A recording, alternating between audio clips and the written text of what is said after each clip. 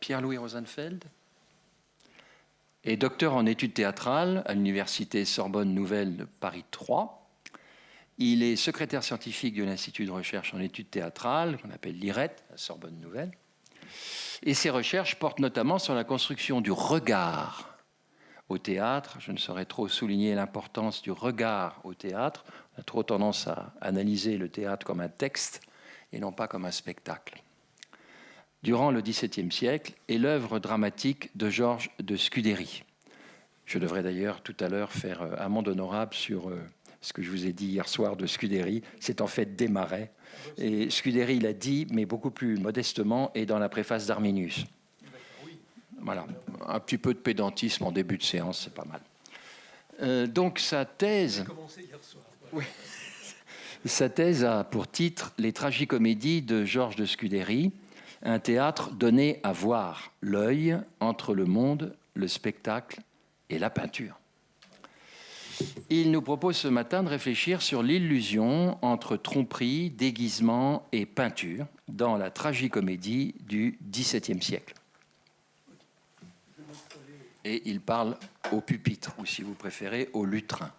Au lutrin. Alors, on va... voilà, c'est bon.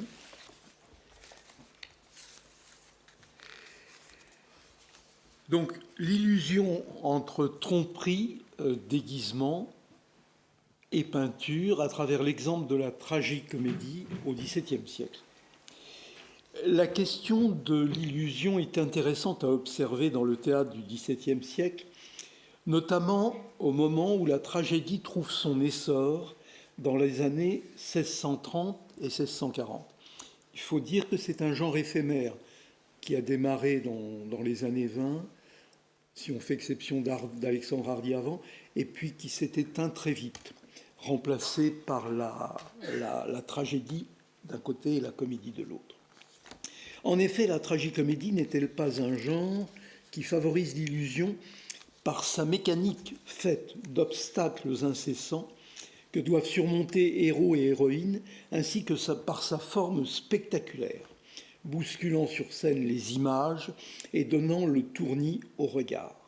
C'est bien ce réel qui résiste, qui amène les protagonistes à imaginer le monde autrement pour tenter d'en changer le cours, apaiser leurs déceptions, se révolter, se venger, ou encore parfois fuir pour trouver un monde meilleur et plus sûr. Nous reviendrons sur ce réel qui résiste, qu'on dénie, ou qu'on cherche à transformer en cédant de l'illusion ou en étant soi-même victime. Pour illustrer notre propos concernant la tragicomédie et la notion d'illusion, nous avons choisi l'exemple de Georges de Scudéry, qui est parmi les auteurs de tragicomédie un des plus notoires, ayant pratiqué ce genre dramatique. Il a écrit 12 tragicomédies entre les années 1630 et 1644, et 3 d'entre elles, notez-le, font référence au thème de l'illusion. La première, l'Igdamon et Lydias, ou la ressemblance. Pourquoi ? Parce que ce sont deux sosies dans lesquelles les protagonistes, puisqu'ils sont donc sosies, sèment la confusion parmi leurs amantes et, en plus, en pleine guerre entre Francs et Nustriens. Donc on ne sait plus qui est l'ennemi dans cette affaire. Autre tragicomédie qui, dans son titre même, exploite le thème de l'illusion, Le trompeur puni, ou l'histoire septentrionale. Alors pourquoi septentrionale ? Parce que ça se passe en Angleterre et au nord de l'Europe, on voyage beaucoup, dans lequel le héros est leurré par un concurrent pour conquérir le cœur de la princesse Nérée. Et puis une autre tragicomédie qui s'appelle Le prince déguisé, dans laquelle un prince napolitain doit se déguiser en jardinier pour avouer sa flamme à Argénie, l'héritière du royaume ennemi de Sicile. Dans notre étude, nous examinerons comment Scudéry utilise l'illusion en tant que moyen dramaturgique qui permet de brosser la psychologie de personnages et aussi leur réaction différenciée face à une apparence trompeuse. Elles sont multiples, vous le verrez, ces réactions. Encore un mot assez général et qui sera l'objet. Alors, il faudrait peut-être que j'utilise. Alors ça, donc voilà le plan que je vous propose. La tragicomédie entre réel et illusion. Premier exemple, manipuler le héros par des faux semblants pour le discréditer. Deuxième exemple, se déguiser ou l'illusion troublante autour du genre. Idolâtrer et morceler un portrait ou l'illusion de la possession. Et puis, trois réactions possibles de l'illusion, le passage à l'acte, le trouble identitaire et la dénégation. Voilà. Alors, on va poursuivre. Alors, voilà les trois pièces dont je vous ai parlé, qui, dans leur titre, ont la notion même d'illusion. Donc, je voudrais dire quelques mots sur l'aspect qui va être le fil conducteur de mon exposé, c'est cette bascule permanente entre réel et illusion. Dans ce genre théâtral, le réel fait obstacle, résiste continuellement, et l'illusion est bien une échappatoire possible en falsifiant ce réel, en le dédoublant, en le rendant méconnaissable et acceptable. Machination, fausses promesses, déguisements, sosies aussi, on vient de le voir, font espérer, et également guerre entre victoires éphémères et défaites inimaginables s'entremêlent et font espérer une paix chimérique. Donc on a tous ces motifs qui oscillent entre les relations amoureuses et puis le plus souvent la guerre. Donc on est entre un domaine affectif et un domaine politique et très souvent militaire. Il faut savoir que Scudéry a été un grand soldat qui s'est illustré dans différentes batailles sous le règne de Louis XIII. Une autre idée, dans la tragicomédie,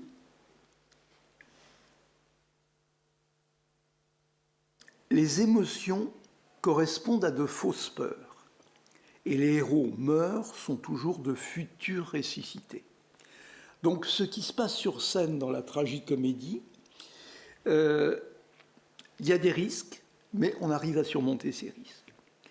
Et en même temps, si on va non plus sur scène et dans la salle, le genre s'inscrit dans l'illusion de son propre discours et place le spectateur dans une situation confortable de certitude. C'est ainsi que le personnage s'illusionne de multiples façons, mais que les spectateurs ressentent et vivent en même temps la peur dans l'illusion d'un dénouement heureux. Donc, vous voyez bien ces deux niveaux d'illusion dans le public et sur la scène qui se croisent. Parce que c'est un des axes, c'est une des caractéristiques marquantes de la tragicomédie, elle a toujours un dénouement heureux. Ça fait beaucoup le film des années 50 américain était avec un happy end, donc on est dans ce genre de film. Hein. Donc, on pourrait comparer facilement certaines pièces de Scudéry pour illustrer le propos et pour essayer de sentir ce que ça représentait à l'époque par rapport à aujourd'hui. C'est un James Bond, hein, c'est Mission Impossible aussi, c'est cette nature-là, c'est un théâtre populaire. Certes, la tragicomédie possède des aspects réalistes, mais elle n'est pas un théâtre documentaire. Elle ne fait qu'allusion à la réalité du temps et à son imaginaire social. Je le disais, guerre, statut des femmes aussi, gouvernance politique et violence. La violence est vraiment un sujet clé de la tragicomédie. Diversité des croyances et des cultures. Émeute politique. Le peuple apparaît très souvent dans les tragicomédies. Si la tragicomédie peint le réel, c'est sous forme d'une imagerie populaire, c'est-à-dire une esthétique naïve, divertissante, en même temps qu'édifiante, en somme celle d'un genre mineur où le visuel a toute sa part. Et là, j'avais noté que Furetière, dans son dictionnaire, donne comme exemple, quelque chose de comparable à la tragicomédie à l'époque, comme genre populaire, la lanterne magique. Donc, qui existait à l'époque. Venons-en à la teneur dramaturgique des tragicomédies de Georges de Scudéry, qui contiennent en abondance des situations fondées sur l'illusion. À cet égard, notre attention portera sur les aspects suivants. Premièrement, la tromperie. Deuxièmement, le déguisement. Troisièmement, la possession imaginaire. Et dans ce dernier exemple, ce qui est une caractéristique très forte de Scudéry, le recours à la peinture. Scudéry était un grand collectionneur de peintures, et il a fait d'ailleurs un ouvrage moins théorique que, comment dirais-je, commentaire de sa propre galerie de peinture. Cet ouvrage s'appelle la Galerie de Monsieur de Scudéry. Alors, premier temps, on va, pour aller plus rapidement, on va simplement se fonder sur le frontispice de cette pièce qui s'appelle Le Trompeur puni, qui a été fait par un grand graveur, Michel Lannes, et que je vais vous expliquer, et qui était au cœur de cette tragicomédie, et qui est au cœur de cette notion d'illusion. Donc, pour rendre compte de cette première situation d'illusion, nous nous appuierons sur le frontispice de l'édition de la tragédie de Scudéry, Le Trompeur puni, qui, alors, on ne verra qu'une scène, mais il y en a plein qui sont évoquées, les scènes clés de la pièce. Alors, que nous montre ce frontispice? Je vous invite à suivre ce qu'il y a sur l'écran. Nous voyons deux gentilshommes installés dans une pièce.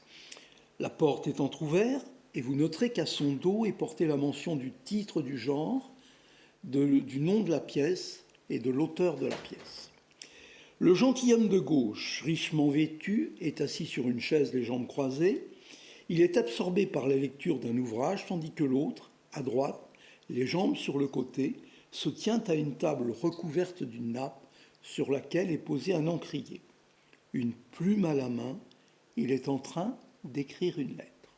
D'un côté la lecture, d'un côté l'écriture. Pour les spectateurs qui ont assisté à la représentation de la tragicomédie, et pour les lecteurs qui ont voulu, après la représentation, lire la pièce, ou comme ça sont plongés dans l'ouvrage, la référence est évidente. Il s'agit des gentilshommes Cléonte et Arcidore, tous deux amoureux de la princesse Nérée, et du moment où le premier est en train de duper le second, héros de cette tragicomédie dont les aventures occupent toute l'intrigue. Cléonte vient en effet d'informer Arcidore que le roi lui a confié, donc a confié à Cléonte, la tâche d'écrire une lettre d'amour destinée à une dame qui a les faveurs du roi. Comment Cléonte pourrait-il refuser? Mais il a un problème. Il avoue être peu habile à rédiger un billet doux et demande l'aide à Arcidore, qui s'exécute, assez naïvement d'ailleurs.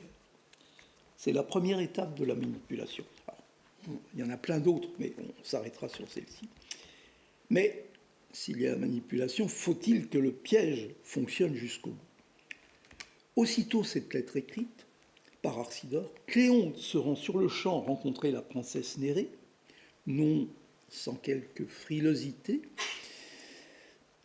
Avant d'entrer en scène, courage. La voici, donc il tient la lettre à la main, cette lettre fermée va tromper ce bel homme. Donc il s'agit bien avec cette lettre de faire illusion aux yeux de la princesse Nérée. Il entre et face à Nérée, tenant la lettre à la main et faisant en sorte de l'intriguer sur son contenu, il lui confie ensuite qu'elle a été rédigée par Arcidore et qu'il en est juste le porteur. Non, précise-t-il, elle n'est pas destinée à vous, à Nérée, donc. Et là, on sent la montée du suspense. Celle-ci lui demande de la lire. Il feint d'hésiter, puis finit par céder. Cléonte décrit alors la colère sur son visage. Et là, c'est tout à fait intéressant, c'est assez cinématographique. Elle est en train de lire la lettre, cette jeune femme, et donc elle découvre la trahison de celui qu'elle croit l'aimer, qu'elle croit qu'il l'aime. Et il y a un gros plan sur son visage. c'est le texte de Cléonte, elle prend l'hameçon, je la tiens, l'inhumaine, chaque mot porte coup. Donc au fur et à mesure qu'elle lit la lettre et que son visage change, il commande ces changements. La rougeur que je vois dans ce front que j'adore montre que le soleil ne va point sans l'aurore. Alors il faudrait peut-être que je vous passe le texte pour que vous l'ayez sous les yeux. Voilà, donc c'était ce que je viens vous dire, le premier temps. Attendez, non, il y a un petit souci. Je n'ai pas dû mettre le texte, c'est pas grave. Néré déchire, donc, et le nuage, je reprends. Donc, il montre que le soleil ne va point sans l'aurore, et le nuage épais commence à monter, témoigne que la foudre est prête à éclater. Et effectivement, Néré déchire d'un geste d'emportement la lettre et s'apprête à aller trouver Arcidore pour lui mettre les morceaux sous les yeux. Portons-lui ce papier, où le malheur imprime les marques de ma perte et celles de son crime. Portons-lui ce papier qui, témoin sans mentir, le remplira de honte ou bien de repentir. L'illusion a fonctionné. Néré est convaincu de l'infidélité d'Arcidore, mais soyons rassurés, la manipulation échouera car le héros a conservé la preuve de son innocence. Alors il y a un moment en enquête policière, c'est très drôle dans cette tragicomédie. Il a conservé donc le brouillon de la lettre prétendument dictée par le roi et qu'il lui fallait achever. Et donc, grâce à ce brouillon, il peut prouver que c'était pas destiné, c'était pas lui qui cherchait à aimer une autre femme, mais c'était une demande qu'on lui avait faite. L'illusion est ici le moyen de nuire à un rival en jetant le discrédit sur sa fidélité aux yeux de l'être aimé. Néré et Arcidore se sont fait duper et leurs réactions sont à la mesure du sentiment de trahison qu'ils ressentent. Si Néré finit par s'apaiser après les justifications d'Arcidore, ce dernier en revanche provoque en duel Cléonte et le tue. Donc vous voyez bien que l'illusion, là, amène à un moment de défascination par rapport à l'illusion, et puis il y a un moment de passage à l'acte. C'est une des conséquences possibles de l'illusion. Provoquant de Cléonte, le tue. On ne badine pas avec le réel. L'illusion n'est pas seulement une affaire cognitive où le jugement est trompé, elle comporte aussi un enjeu psychologique. Comment ça se passe dans la psyché de la personne et quel comportement elle choisit, là, le passage à l'acte, et puis dimension morale, bien sûr, la trahison. On va prendre le second aspect, alors se déguiser. Si dans ses pièces, Georges de Scudéry s'intéresse fréquemment aux effets de déguisement, une scène tirée du Vassal généreux montre comment le fait pour une femme de se déguiser en homme suscite en elle des interrogations sur son identité, en quelque sorte, je dirais entre guillemets, un trouble dans le genre, pour reprendre le titre de l'ouvrage de Judith Butler. La jeune duchesse Rosilée a dû quitter en tout hâte Paris pour se protéger des avances violentes du tyran Lucidan. Et pour faciliter sa fuite, elle s'est déguisée, je cite la didascalie, en habit d'homme. Elle et sa suivante, Artésie, se sont arrêtées dans une forêt, lieu où elles se considèrent à l'abri d'éventuels poursuivants. Leurs paroles enfin se libèrent. Lorsque la scène s'ouvre, Rosilée invite pourtant Artésie à se taire. Chut! C'est Rosilée qui parle. Ta langue veut trahir le secret de mon âme. Artésie, je m'embarrasse au nom de monsieur et madame. Une habitude prise à dire le second fait qu'entre nous, qu'entre tous les deux, mon esprit se confond. Quand je parle de vous, malgré notre finesse, je dis parfois mon maître et souvent ma maîtresse. Et je vais découvrant, sans dessein de péché, tout ce que cet habit tâche en vain de cacher. s'embrouillant dans ses paroles, ne sachant plus si elle doit dire madame ou monsieur, prenant la précaution oratoire de préciser que ses intentions sont honnêtes, Artésie évoque le corps féminin de Rosilé. Malgré le déguisement, elle ne peut s'empêcher de continuer à regarder ce corps.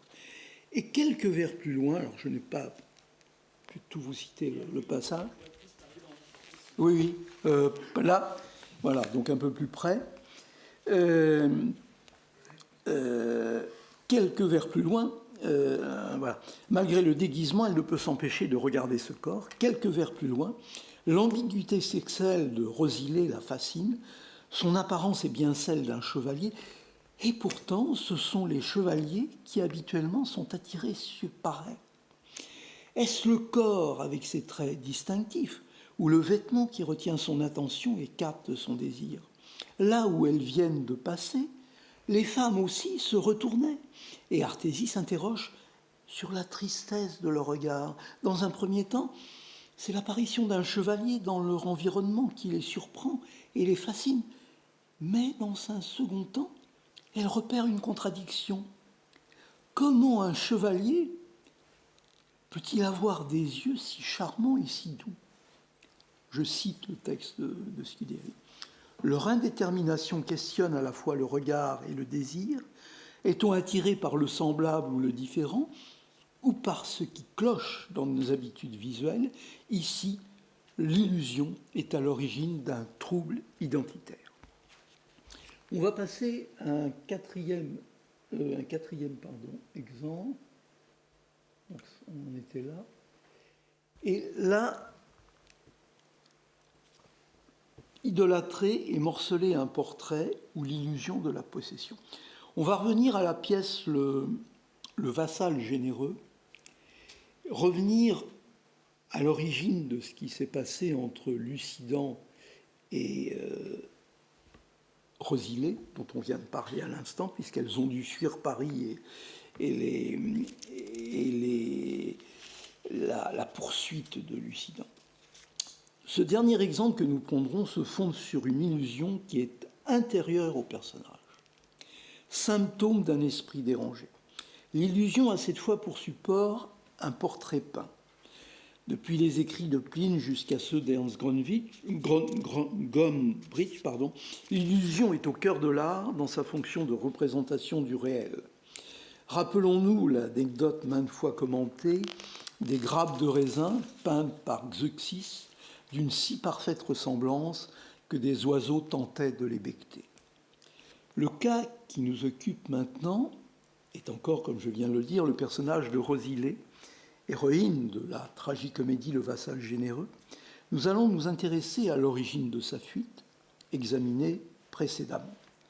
D'un côté, elle aime le chevalier Téran et est aimée de lui. De l'autre, elle est idolâtrée, convoitée comme une proie sexuelle par Lucidan, qui est prince du royaume des Francs et qui va bientôt, à la mort de son père, devenir roi, et pas n'importe quel roi, un tyran qui commettra des violences extrêmes. Et donc il y a vraiment un parallèle entre ce qu'il fait vis-à-vis d'une femme et ce qu'il fait vis-à-vis de son peuple.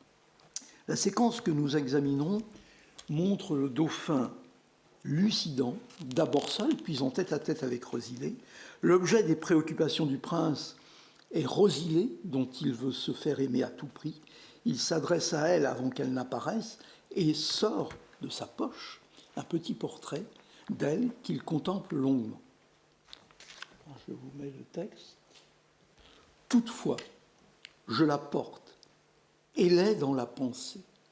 Amour de dans mon cœur a gravé tous ses traits.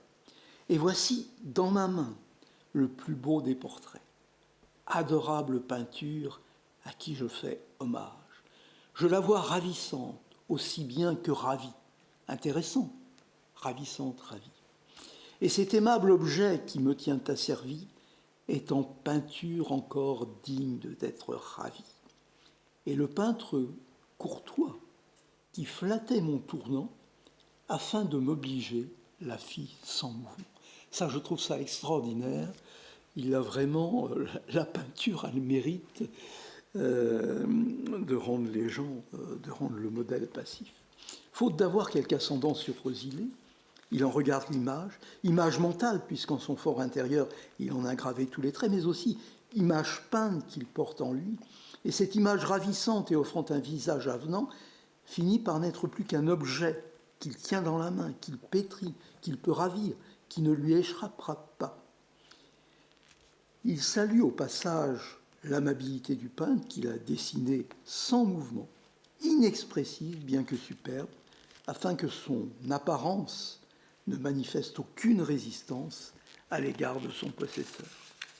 Puis, le prince décrit un rituel en quelque sorte fétichiste autour du portrait de la jeune femme. Et là, je vais vous mettre sous les yeux ce texte. Toutefois, je pense que c'est celui-là. Oui. Agréable trompeur que j'ai 100 fois baisé, parle, réponds, dis-moi si je suis abusé. Es-tu labeur de l'art ou celui de nature? Te dois-je croire flamme ou bien de la peinture? Si peinture, comment par ton éclat vainqueur peux-tu si puissamment me brûler dans le cœur? Sur ces entrefaites, entre Rosilé. Dès qu'elle paraît, Lucidan s'empresse de cacher le portrait, mais c'est plus fort que lui. Il finit par le divulguer. Rosilé ne supporte pas qu'il possède d'elle un portrait à son insu et en fasse un tel usage. Sa réaction est immédiate. Il est de déchirer le portrait. Le prince n'en croit pas ses yeux. Il est sidéré, déstabilisé, ébranlé dans sa posture institutionnelle. Ingrate 1000 fois. Mais, donc après que le portrait a été détruit. Ingrate 1000 fois. Dieu, qu'est-ce que vous faites? Songez-vous qui je suis? Savez-vous qui vous êtes? Vous voyez l'argument de la supériorité institutionnelle. Et que je vous peindrai le repentir au front, comme le mien est peint d'un couleur d'un affront. Rosilé s'est sentie agressée comme si Lucidan avait prise sur elle. Le modèle se rebiffe, comme met un geste iconoclaste, détruit l'idole adorée par le roi en même temps que sa propre image. Moment très fort dans la pièce, puisque le geste de cette femme ébranle la représentation. C'est une représentation qui est brisée sur scène, dans un lieu de représentation. Rosilé, le personnage, se révolte contre le peintre, non seulement contre le prince, mais contre le peintre dont elle déchire l'œuvre. Et qui sait, peut-être contre le dramaturge. Il y a quelque chose de pyrandélien à ce moment, comme si le personnage, puis le comédien, oui, le personnage, disons, s'interposait devant le peintre et presque devant l'auteur. À travers ces 3 scènes de théâtre de Scudéry, et là j'arrive à ma conclusion, l'illusion apparaît à la fois comme ce qu'on croit voir, ce qui miroite et ce qu'on ne peut pas voir. Les situations scéniques que nous venons d'examiner ne sont pas sans conséquences. Elles mettent en scène non seulement l'illusion, mais peuvent provoquer diverses réactions, comme on l'a vu, le passage à l'acte, la mort de Cléon, le trouble identitaire avec ces 2 femmes dans cette forêt s'interrogeant sur le sexe, homme, femme, et la négation. Lucidan n'en démordra pas. Malgré ce portrait brisé, il continuera de vouloir à tout prix ravir Rosilé. Il poursuivra sa carrière de tyran, non plus donc à l'égard de cette femme, mais de son peuple, quand il succédera à son père. Voilà.